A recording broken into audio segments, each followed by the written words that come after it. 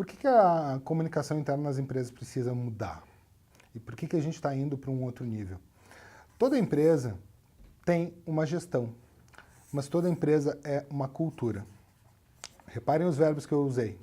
Tem gestão e é cultura. O que conecta essas duas coisas? O que existe para ligar a dimensão racional da empresa à dimensão emocional dela? Porque a cultura é quem a gente é a nossa identidade. E a gestão é o que nós fazemos.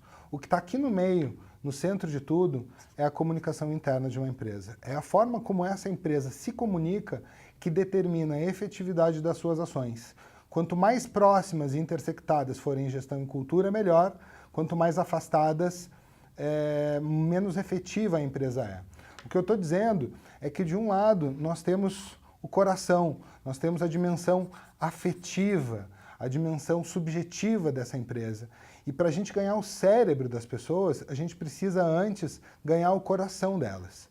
De certa forma, desse lado, eu tenho todos os critérios para a tomada de decisão.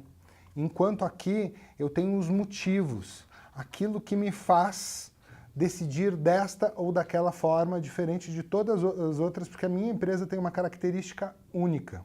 Como é que isso se verifica na prática? Um colaborador, a gente tem a comunicação interna como um meio importante para desenvolver algo que se chama engajamento das pessoas. E de onde vem esse engajamento? Ele ocorre quando a gente congrega uma dimensão e outra.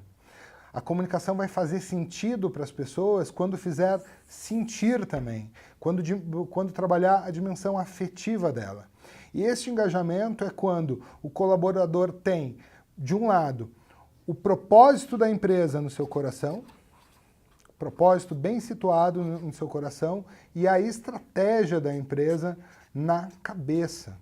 Então, engajamento é quando eu tenho propósito no coração e estratégia na cabeça. Agora vamos lá, vamos diferenciar um pouquinho engajamento de motivação. Se eu tenho de um lado aquilo que motiva o colaborador a começar e de outro o engajamento, que é o que faz com que ele termine e o que a gente busca é esse engajamento, eu preciso trabalhar muito com o meu colaborador o futuro. Se o colaborador não vê a empresa no futuro, ele não consegue se ver nesta empresa no futuro dele.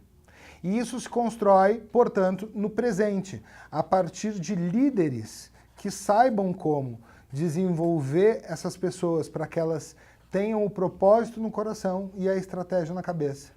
Esse líder ele é responsável por um atributo extremamente importante chamado coerência, que é uma das principais deficiências que a gente tem no mercado hoje. Coerência. O que eu quero dizer com isso? Que a empresa, antes de comunicar aquilo que ela faz, ela precisa fazer o que comunica. E quem faz o que a empresa comunica, essencialmente, são os líderes. A gente precisa, portanto, prepará-los. Prepará-los como? Desenvolvendo neles a competência de comunicabilidade, que é a maneira através da qual eles vão se expressar junto aos seus colaboradores, maximizando o potencial deste colaborador e da organização. Esses comportamentos da competência de comunicabilidade, eles são verificados a partir de 6 grandes ações que eles mobilizam em conjunto. Eu acho até que eu vou pegar uma outra folha para isso ficar mais claro. A primeira delas, e essa é a principal dificuldade identificada no mercado, é a capacidade desse gestor de ouvir, saber ouvir as pessoas. Então é a capacidade de escuta. E hoje em dia, gente, isso é uma dificuldade cada vez maior. O que a gente tem percebido é que a gente não tem tempo para ouvir, que as pessoas vão falar com seus gestores, eles estão lá mandando e-mail, eles dizem, vai falando que eu estou ouvindo, e eles não percebem que essa capacidade de escuta está diretamente associado ao poder de influência que a gente tem. Pessoas que escrevem bem, via de regra, são pessoas que também leem bastante. Ou seja, a proporção e a qualidade da linguagem escrita que sai de mim é proporcional à linguagem escrita que entra. Da mesma forma, na minha fala é assim. Porque as pessoas simplesmente acreditam muito mais naquilo que elas dizem do que naquilo que você diz a elas. Então eu preciso me alimentar de elementos, de crenças, de valores, entender o que as pessoas pensam e sentem que trabalham na minha equipe para a partir dessa escuta, armazenar as palavras delas e saber influenciá-las quando demandado. A segunda grande dificuldade que as empresas têm e que os gestores, via de regra, dessas empresas têm é a capacidade de feedback, de saber avaliar o trabalho das pessoas de uma maneira efetiva, construtiva e bilateral. Por isso eu vou reforçar a seta aqui, do quanto esse gestor também precisa ele se submeter ao feedback.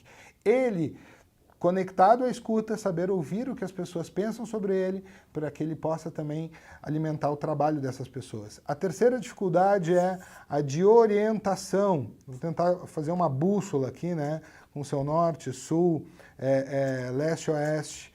Saber orientar as pessoas para o cumprimento da estratégia. Entender que existe uma diferença muito grande entre meta e estratégia, não focando apenas no resultado, mas na forma como a gente vai atingir esse resultado, que é pautada pelo propósito. Então o gestor precisa ser um sábio na hora de manter a equipe orientada para a estratégia. Vamos para o quarto item, que é uma dificuldade para os gestores também hoje em dia, que é o quanto ele usa a sua forma de se comunicar para a formação, o papel dele como um educador dentro da sua equipe de trabalho. Aquele cara que ensina a fazer a coisa de um jeito bem feito. Aquele cara que realmente usa o seu conhecimento técnico para melhorar a qualidade do trabalho, orientando as pessoas, e as pessoas têm uma percepção de que aprendem com ele. Que frustrante é você trabalhar com uma pessoa com a qual você não aprende. Então é extremamente importante desenvolver essa capacidade. Vamos para a penúltima, que seria o estímulo, que é a competência, a forma como esse gestor tem para desenvolver, sim, o desafio das pessoas. Para que o seu colaborador se sinta desafiado, mobilizado, preparado para enfrentar os desafios que o mercado vai apresentar para ele. E, sem dúvida, desafiado, preparado e num clima positivo. E, por fim, a confiabilidade, que talvez seja, ainda que não seja o mais problemático do mercado que a gente vê hoje, porque isso tudo aqui a gente mede, né? Então nós temos indicadores de desempenho, temos números, temos métricas para avaliar todas essas competências. Agora, a mais difusa e difícil de se verificar, no entanto, é a que amarra todas as outras, é a confiabilidade, que se refere à capacidade desse gestor de desenvolver, de demonstrar por meio da atitude que ele está fazendo a coisa certa. Seriam, portanto, as atitudes comunicantes dele, né? A maneira como ele realmente se posiciona junto às pessoas e tem uma atitude concreta que transmite uma mensagem. Isso tudo, gente, é tema de formação de líderes, né, do curso que a gente ministra, e também de coaching de executivos, que é um trabalho focado em alta gestão das organizações, dos principais diretores. Tudo isso que a gente está falando aqui, você encontra, né, no BWG. Conte conosco.